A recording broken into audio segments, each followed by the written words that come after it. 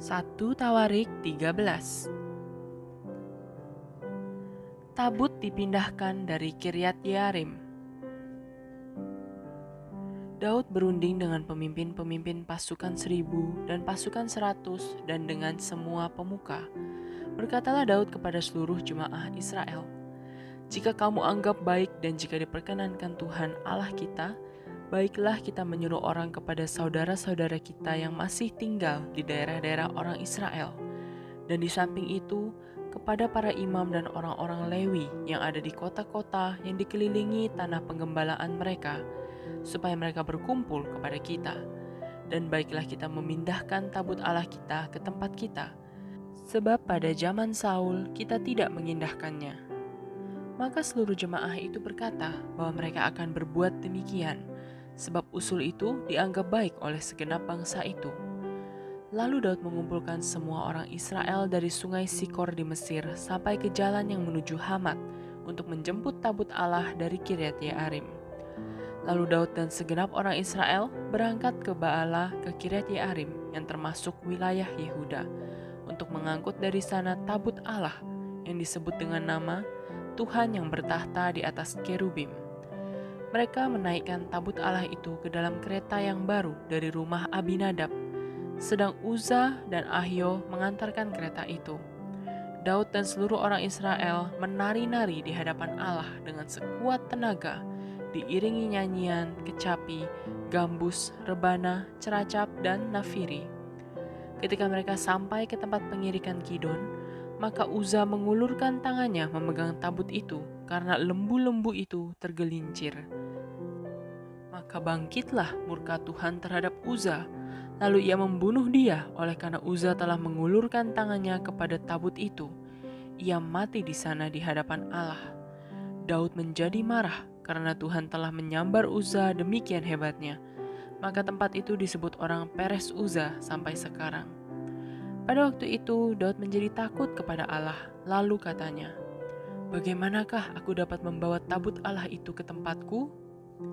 Sebab itu Daud tidak mau memindahkan tabut itu ke tempatnya, ke kota Daud. Tetapi Daud menyimpang dan membawanya ke rumah Obed-Edom, orang Gad itu.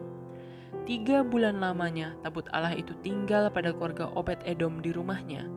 Dan Tuhan memberkati keluarga Obed-Edom dan segala yang dipunyainya. 1 Tawarik 14. Istana dan rumah tangga Daud. Hiram, Raja Negeri Tirus, mengirim utusan kepada Daud dan kayu aras, tukang-tukang batu, dan tukang-tukang kayu untuk mendirikan sebuah istana baginya.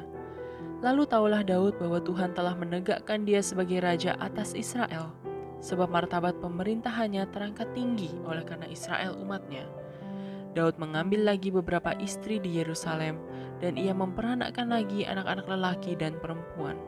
Inilah nama anak-anak yang lahir bagi dia di Yerusalem: Syamua, Sobab, Natan, Salomo, Yibar, Elisua, Elpelet, Nogah, Nevek, Yafia, Elisama, Beliada, dan Elifelet.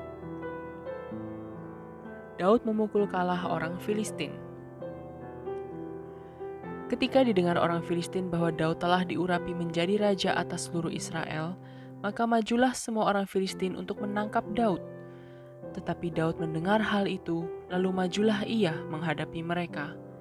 Ketika orang Filistin itu datang dan mengadakan penyerbuan di lembah Refaim, bertanyalah Daud kepada Allah, "Apakah aku harus maju melawan orang Filistin itu? Dan akan kau serahkankah mereka ke dalam tanganku?" Tuhan menjawab, "Majulah, aku akan menyerahkan mereka ke dalam tanganmu." Lalu majulah ia ke Baal Perasim, dan Daud memukul mereka kalah di sana. Berkatalah Daud, "Allah telah menerobos musuhku dengan perantaraanku seperti air menerobos." Sebab itu orang menamakan tempat itu Baal Perasim. Orang Filistin itu meninggalkan para allahnya di sana, lalu orang Israel membakarnya habis atas perintah Daud. Ketika orang Filistin menyerbu sekali lagi di lembah itu, maka bertanyalah lagi Daud kepada Allah. Lalu Allah menjawab, "Janganlah maju di belakang mereka, tetapi buatlah gerakan lingkaran terhadap mereka, sehingga engkau dapat menyerang mereka dari jurusan pohon-pohon kertau. Dan bila engkau mendengar bunyi derap langkah di puncak pohon-pohon kertau itu, maka haruslah engkau keluar bertempur. Sebab Allah telah keluar berperang di depanmu untuk memukul kalah tentara orang Filistin. Dan Daud berbuat seperti yang diperintahkan Allah kepadanya. Maka mereka memukul kalah tentara orang Filistin, mulai dari Gibeon sampai Gezer. Lalu termasyurlah nama Daud di segala negeri, dan Tuhan mendatangkan rasa takut kepadanya atas segala bangsa. 1 Tawarik 15. Tabut dipindahkan ke Yerusalem. Daud membuat bagi dirinya gedung-gedung di kota Daud. Lalu ia menyiapkan tempat bagi tabut Allah dan membentangkan kemah untuk itu. Ketika itu berkatalah Daud, "Janganlah ada yang mengangkat tabut Allah selain dari orang Lewi, sebab merekalah yang dipilih Tuhan untuk mengangkat tabut Tuhan dan untuk menyelenggarakannya sampai selama-lamanya." Kemudian Daud mengumpulkan segenap Israel ke Yerusalem untuk mengangkut tabut Tuhan ke tempat yang telah disiapkannya untuk itu. Daud mengumpulkan Bani Harun dan orang Lewi. Dari Bani Kehat, Uriel seorang pemimpin dan saudara-saudara sepuaknya 120 orang. Dari Bani Merari, Asaya seorang pemimpin dan saudara-saudara sepuaknya 220 orang. Dari Bani Gerson, Yoel seorang pemimpin dan saudara-saudara sepuaknya 130 orang. Dari Bani Elsafan, Semaya seorang pemimpin dan saudara-saudara sepuaknya 200 orang. Dari Bani Hebron, Eliel seorang pemimpin dan saudara-saudara sepuaknya 80 orang. Dari Bani Uziel, Aminadab seorang pemimpin dan saudara-saudara sepuaknya 112 orang.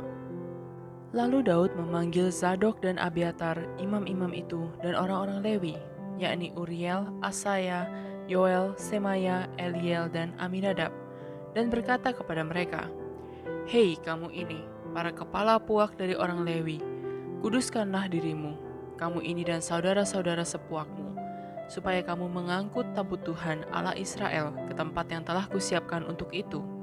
Sebab karena pada pertama kali kamu tidak hadir, maka Tuhan Allah kita telah menyambar di tengah-tengah kita, sebab kita tidak meminta petunjuknya seperti seharusnya." Jadi para imam dan orang-orang Lewi menguduskan dirinya untuk mengangkut tabut Tuhan Allah Israel. Kemudian Bani Lewi mengangkat tabut Allah itu dengan gandar pengusung di atas bahu mereka, seperti yang diperintahkan Musa sesuai dengan firman Tuhan.